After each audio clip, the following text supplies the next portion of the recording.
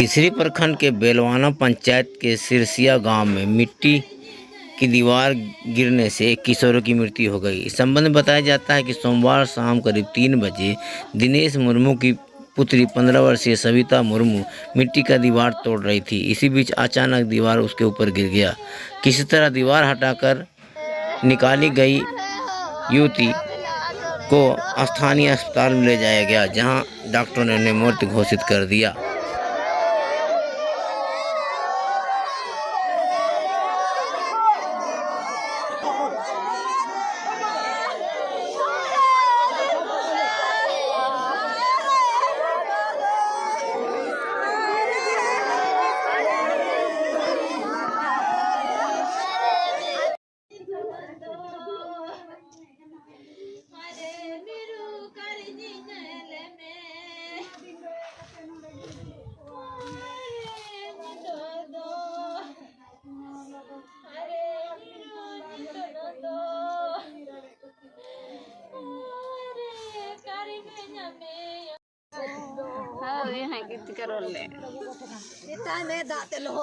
की करोला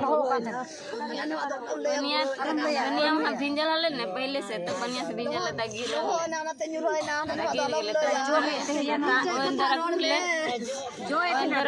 अंदर घुर गेले ता गिर गेले तो ओकरे पर गिर गले। हां ता ओकर बाद तोनी पता कब चल वहीं हली हम सामने में। अच्छा। हम सामने में हलिया ता हमरे जगन दौड़ के एले पकड़ लिए। ये के बता बोल देख मैया के हम खत्म हो गए मैया तू बता बोल दे के मैया के खत्म हो गए।